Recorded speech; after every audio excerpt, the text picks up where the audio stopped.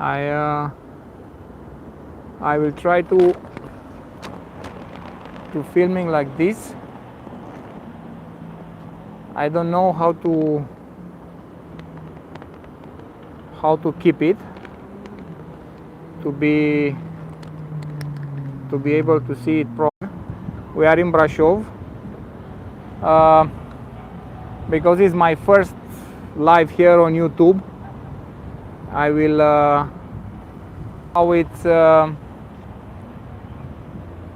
how is the image and how it sounds. Okay, let's see what we'll do. Probably I will keep the phone like this, in this position. I don't know how it's good to keep it, because if I put it doesn't let me, because okay. So welcome to Brasov. Okay, the image is in the portrait mode. If I put it like this, you can see it better, or not, because YouTube tell me to rotate the phone. You can see it well, or I have to put it back? Let me see.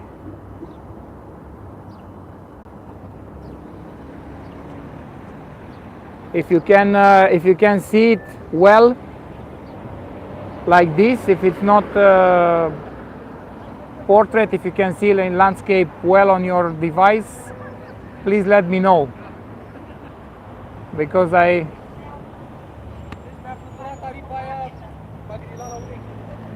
okay, so I have to keep it like this. I understand. I have to keep it like this. I understand. I will learn till the next tour how to keep it on a proper mode, because being my first live on YouTube, I have to learn to work with it. Anyway, I will filming like this, and we'll see what we'll do till the end. So we are in Brasov, which is a city from Romania, located in Transylvania, the territory where the character of Bram Stoker, Dracula, lived. And Brasov is one of the most important touristical objectives of my country, and it's a beautiful city which preserved in very good conditions the downtown, the city center. And this downtown, I want to show it to you today. Here we are in a lot of preparations, because Sunday it's a yearly celebration of the city. Probably I will try to come tomorrow morning to film a little bit from here, and to put the film on the YouTube channel, to see the people dressed in the folklorical costumes, riding horses, and having a parade all over the city.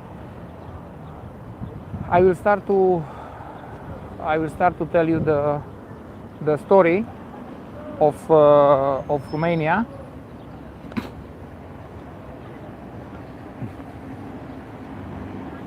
Yeah, starting in landscape mode.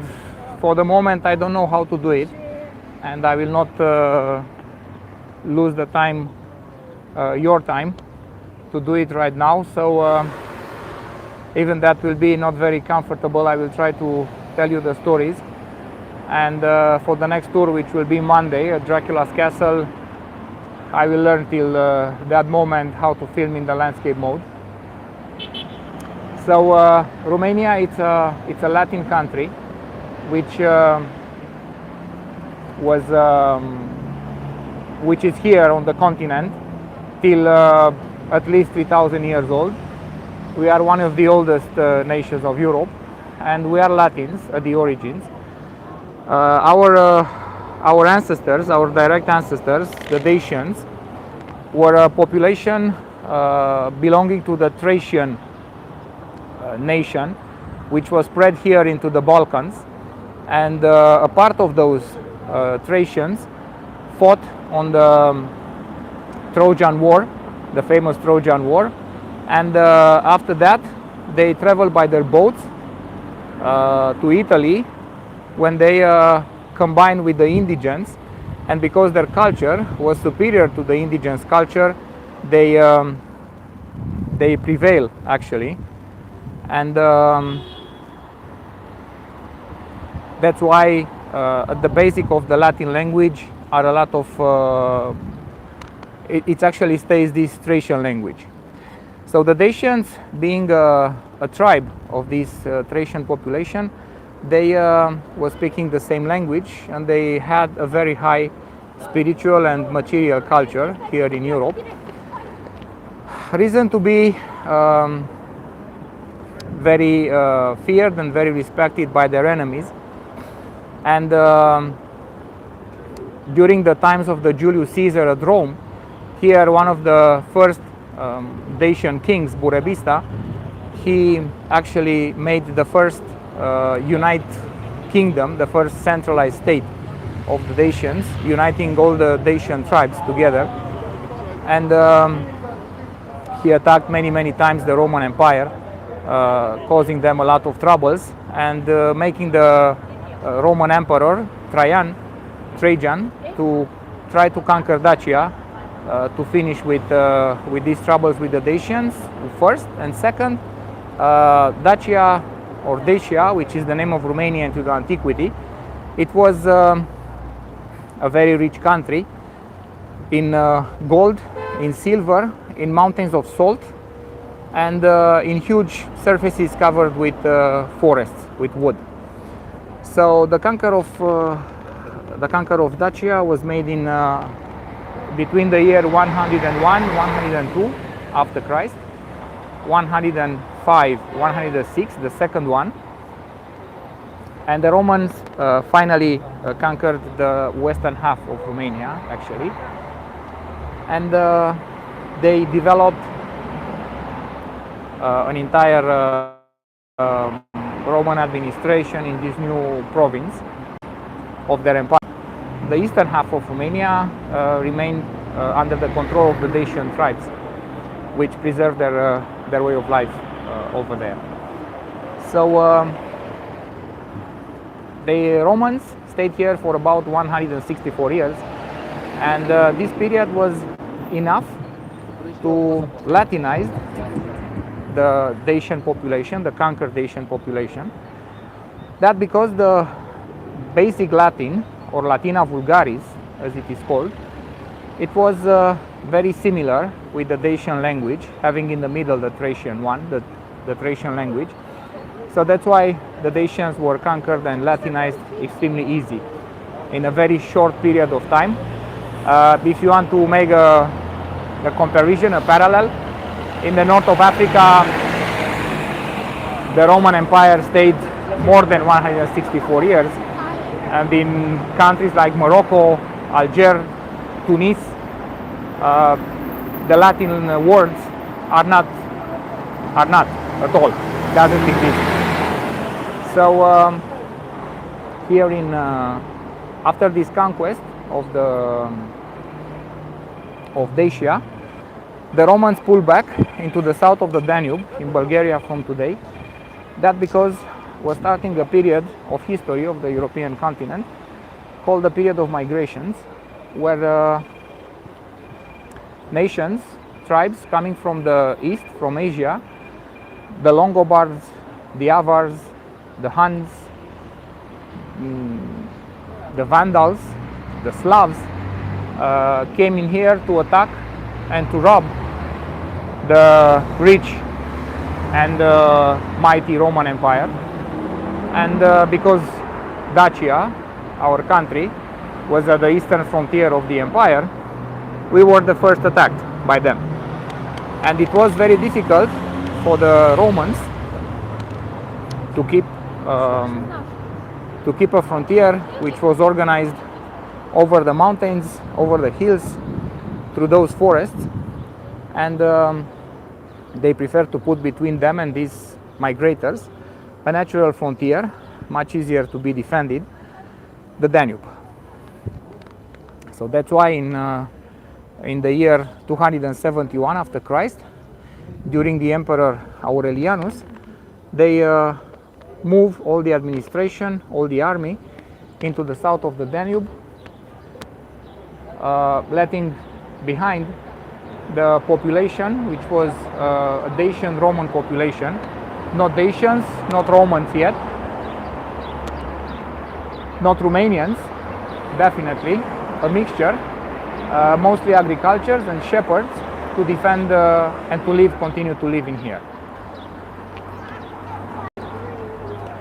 After this moment, we have a period of about 800 years when we doesn't have written documents about the Romanians, because the Romanian nation will be born between the 3rd and the 5th century after Christ from this Dacian Roman population, and being shepherds and agricultures, not warriors, it was very difficult for them to resist in front of those migrators.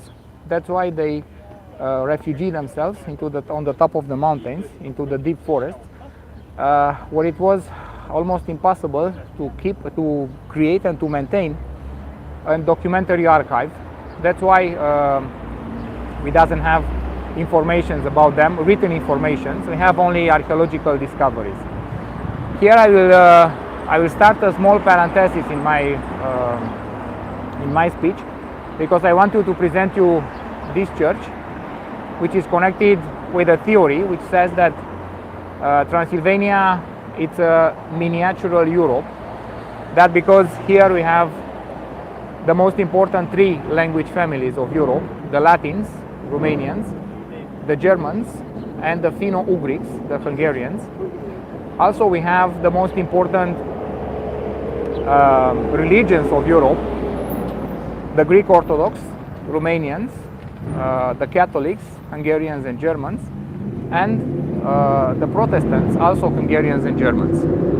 And also the third reason is the one that here in Transylvania we have 3 of the most important architectural styles of the continent: Romanic, Gothic and Baroque. On this street we have these 3 reasons in less than 1 kilometer.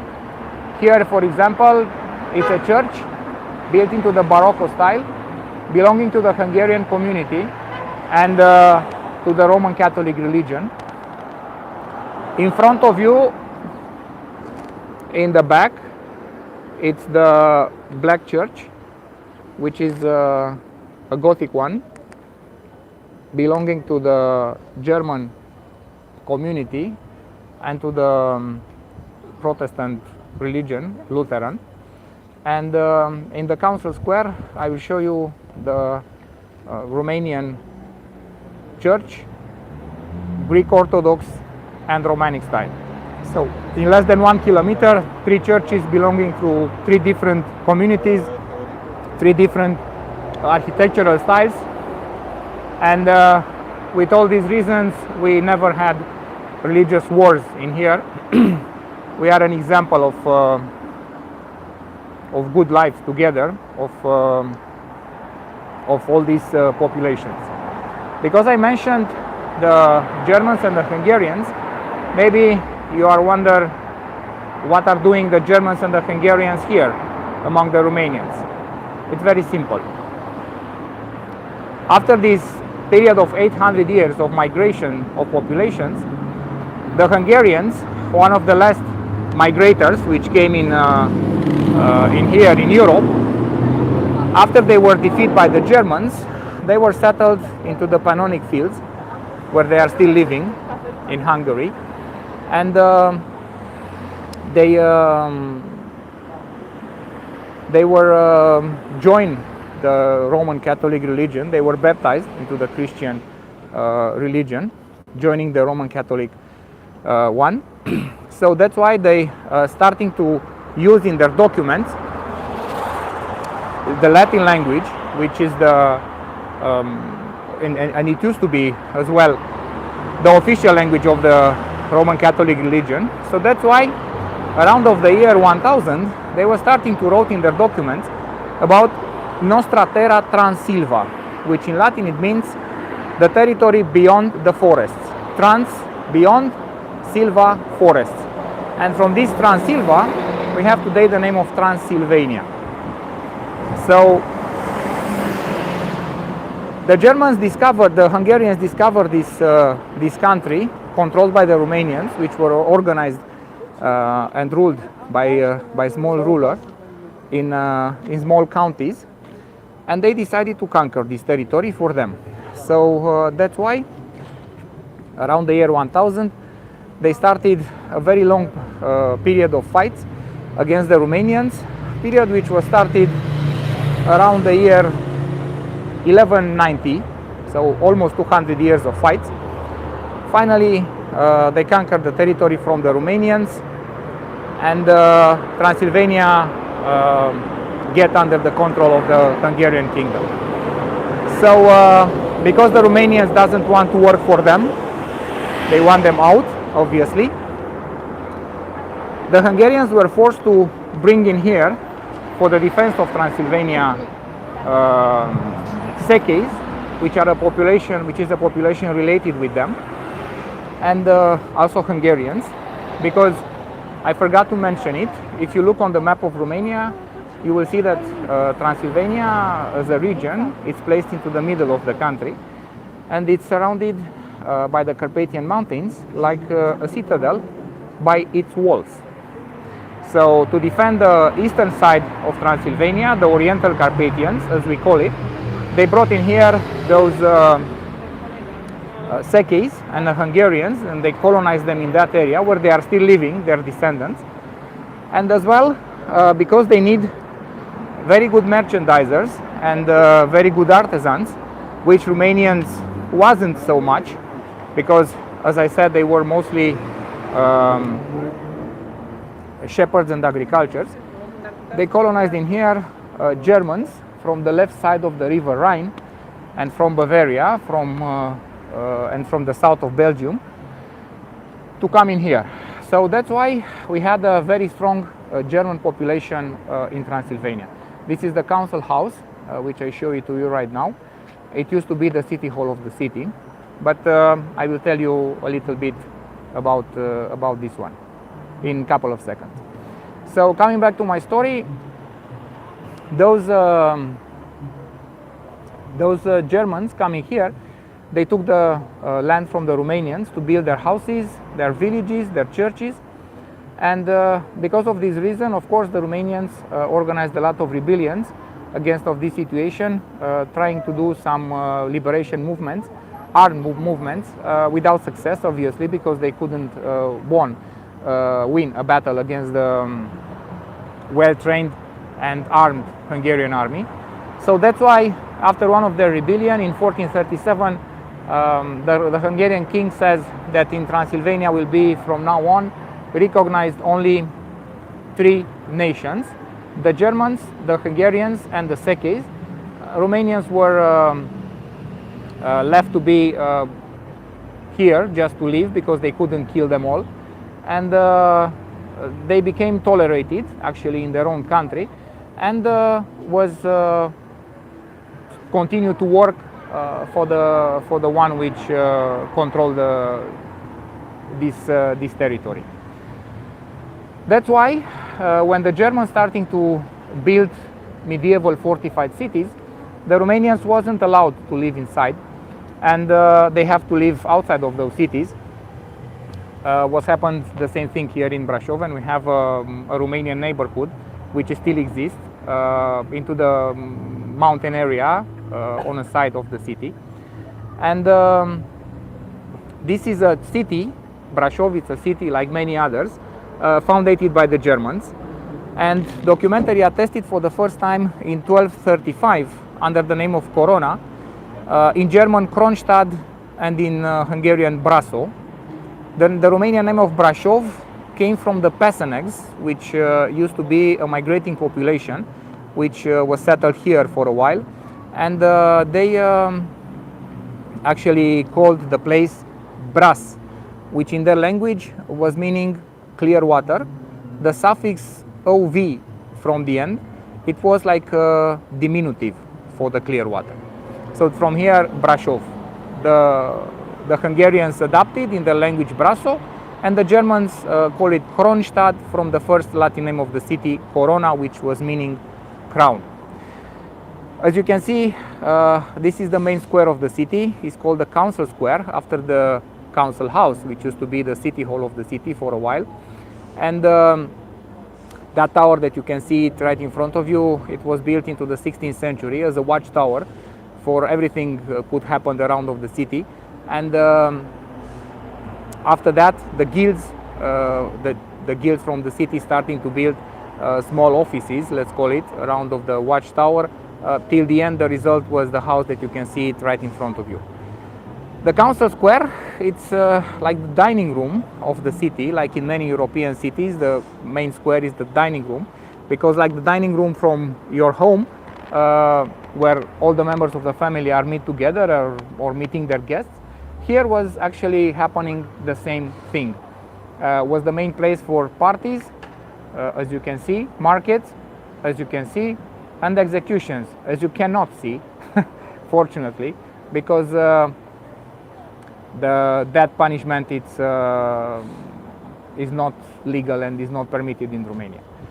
From this point of view, from the place where I'm now in Brasov, you can see one of the most important buildings around of the square. I speak about that big pink palace.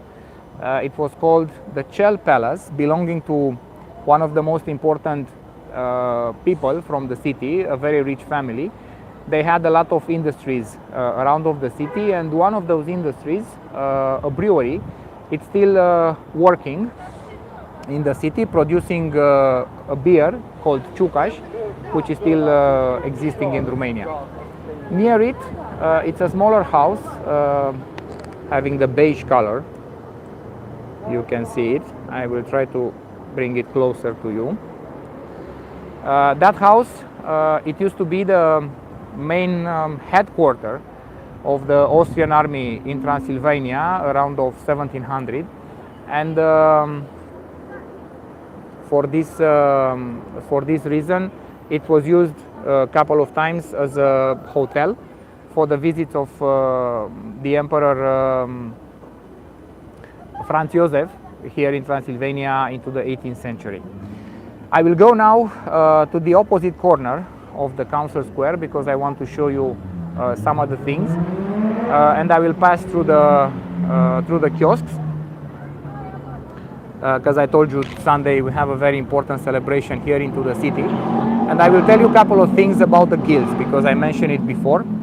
Those guilds were organizations of the merchandisers and of the artisans from the city, and they give to the members a very high social status, and of course a lot of richness.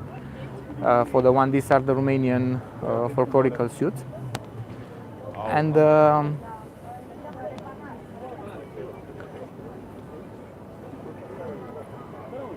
those people from here are like the members of the guild from from the old times.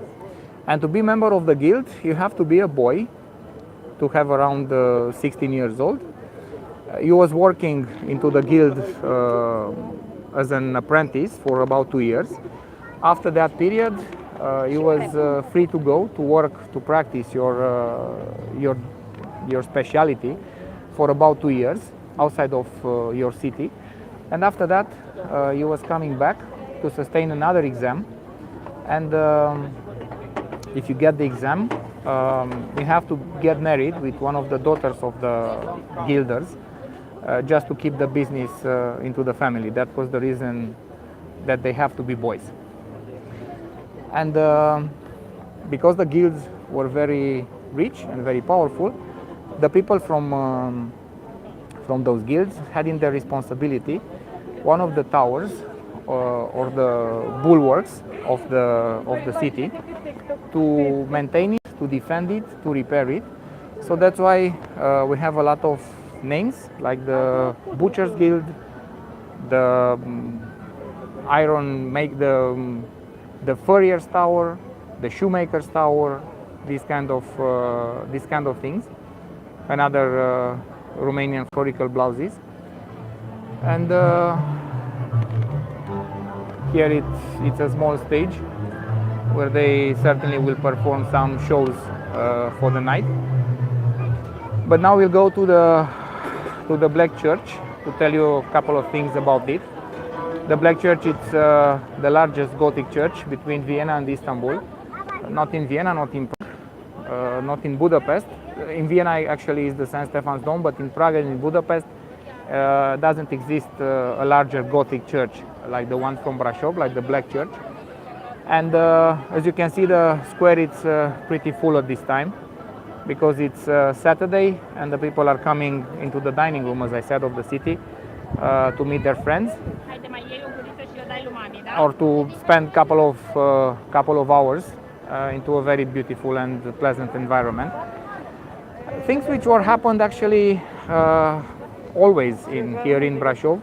For example, around 1800, here into the council square, actually on the opposite side, on this side where you can see the buildings and the Romanian church, which I told you previously. So on all that side of the square, it's the main street named Corso, where the people was coming to take a walk to meet their friends, as I said, and the ladies which was getting married recently was coming out with their husband to see all the city that they are now married women. The orchestra, as you can see, makes some rehearsals for tonight and even singing. It's some Romanian folklorical music that you can hear it, and I'm glad because we have some music on the back of my presentation, which makes everything to be much better. Up on the hill you can see a white tower, which is called exactly like this, the White Tower. It was part of the exterior fortifications of the city, staying to guard the city from that side. And we have another one which used to be called the Black Tower because of the fact that was struck by lightning and was burned down and remained black for the smoke. Recently the people clear it and make it whiter again, wash it. So from this corner of the council square, I want to show you another important thing. This building that you can see it now right in front of you, it's a building built in the 17th century into the second half after the fire from 1680. And previously, on the same place, it used to be a house which inside of that house was the first pharmacy of the city.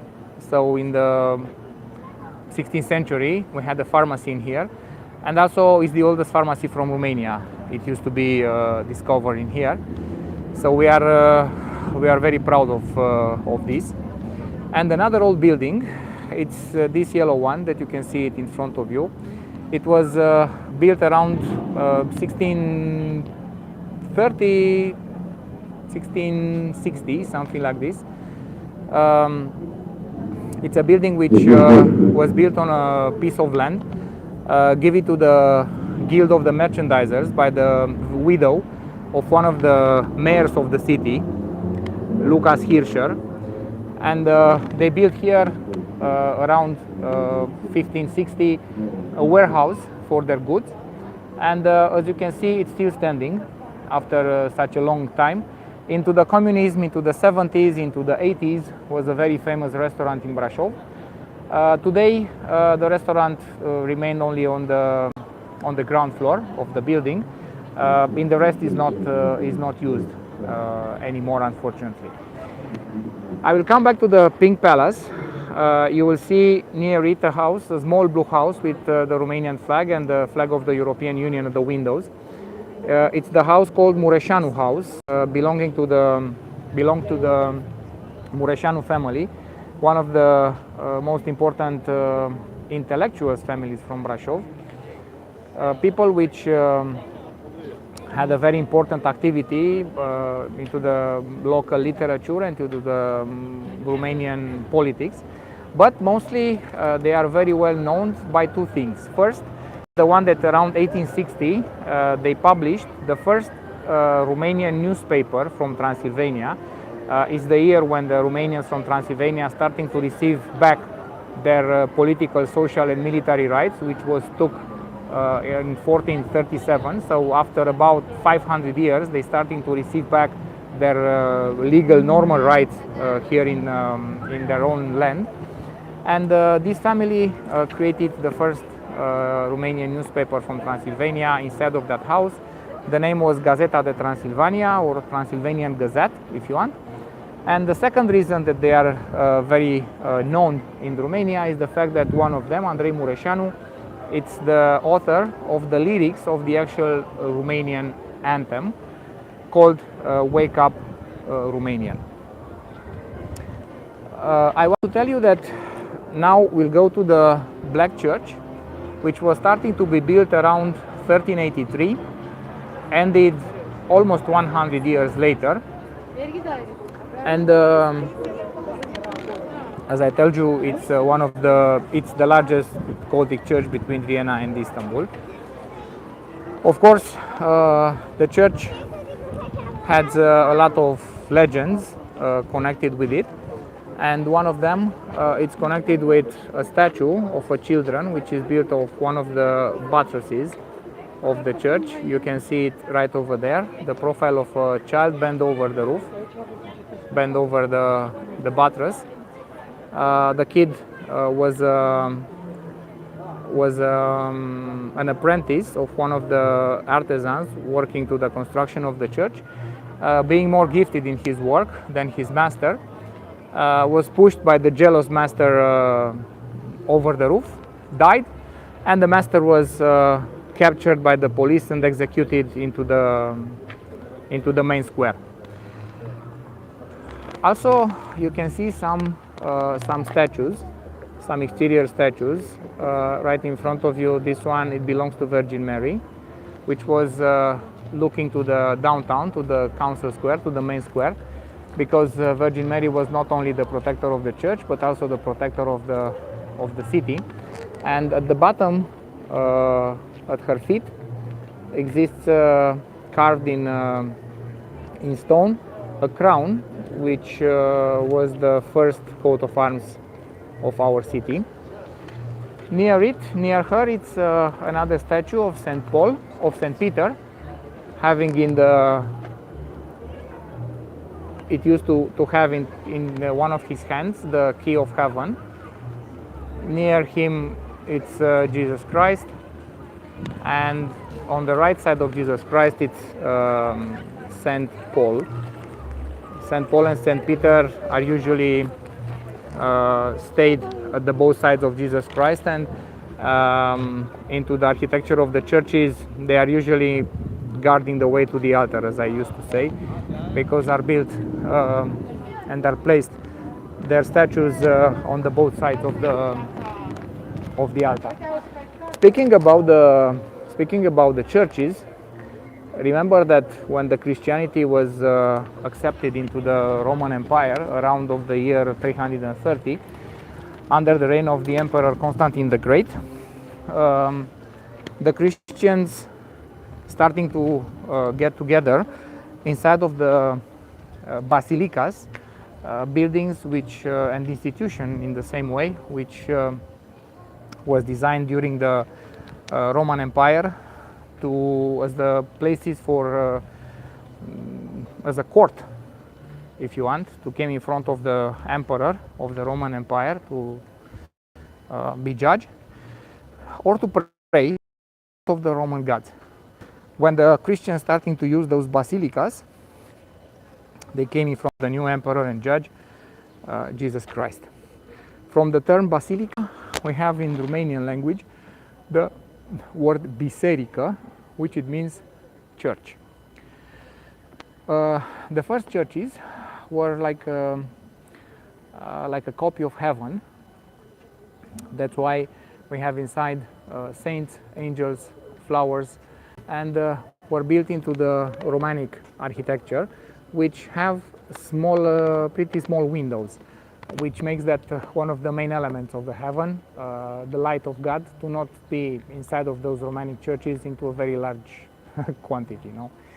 That's why around the 11th century, a very smart architect from France discovered the Gothic vault, which are two arches of stone, put it into a cross shape, to download the heaviness of the construction of the roof on the lateral walls. And because this weight wasn't only from the top to the bottom on a vertical position, pushing on the walls, but also was lateral pushings, they built those buttresses to keep the walls standing. And then constructing more Gothic vaults, one near the other, they actually built this nave church, which is a church without a transept, like it's, for example, Notre Dame from Paris. So why they need those Gothic vaults? Because they need churches with big openings into the walls to let the light of God to enter inside of the church. So when they actually built those big openings of the wall, of the windows, as you can see, are very big, they discovered that they doesn't have the technology to build big windows from a single piece. That's why they were forced to invent the stained glass windows, small pieces of glass, put it together to result these beautiful windows. When everything was ready and done, the critics came, to critics obviously, what to do else, and they said that it's a very ugly construction without any kind of taste, and only some barbarians like the Goths could build such an ugly thing. And from the Goths we have the Gothic style name. So from here it came the name of Gothic style. This is the main entrance for the priests, which is guarded by two statues. The one from the left, as you look, belongs to Saint John the Baptist. The one from the right, Archangel Michael. Here it's Saint Jacobus, which is the protector of the pilgrims. Here it's a pilgrim.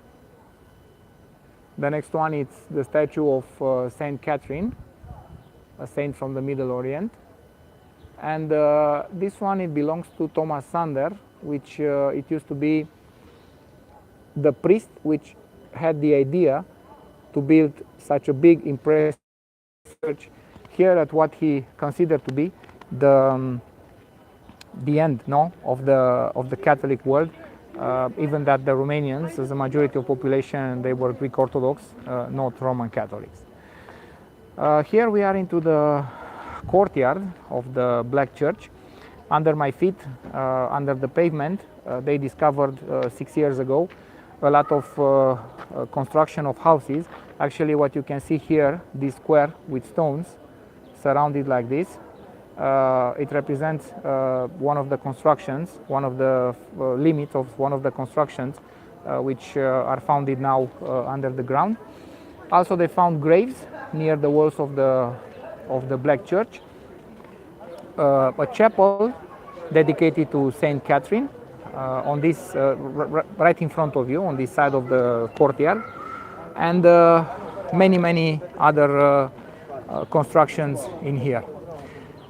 It's important now because all the buildings that you can see on the left side as we walk, belonging to the German high school and German elementary school called Johannes Honterius, after the name of a very important German humanist which lived here in Brasov and created here into the 16th century. And he's the one which actually brought here the reform of Martin Luther for the Germans and for the Hungarians from Transylvania. The statue of Johannes Honterius, you can see it right here. He's represented dressed into the typical clothes for the 16th century. In his left hand, he keeps an open book. On one of the pages, it's written the school regulation. On the other one, it's written the Book of the Reform, his two fundamental books. And with his right finger, he pointed on this side, where now you can see the building, the Baroque building of the German high school, where all the classes are made only in German.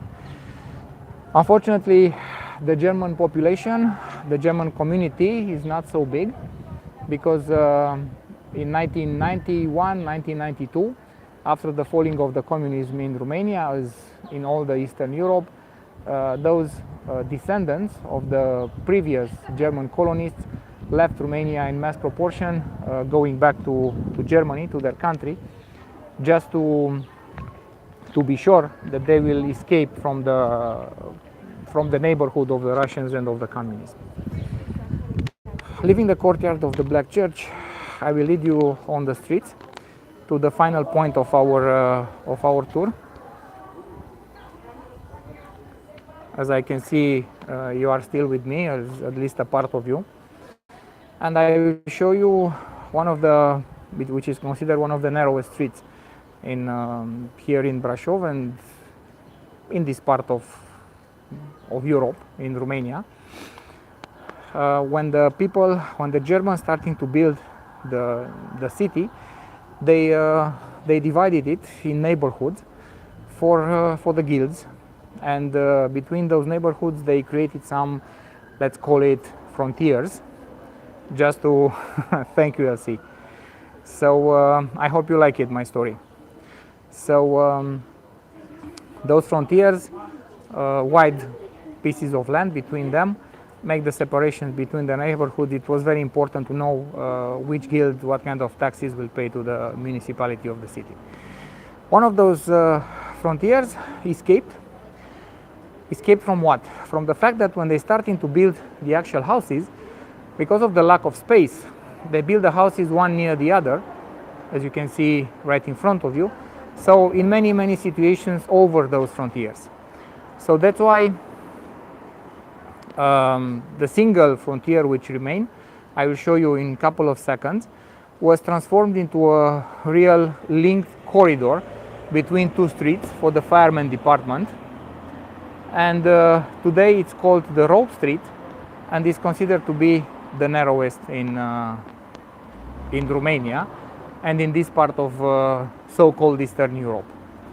The street is right in front of you. You can see it. Are many people taking pictures because it's a very important monument of the city. It's pretty narrow, as you can see. So we'll continue to walk.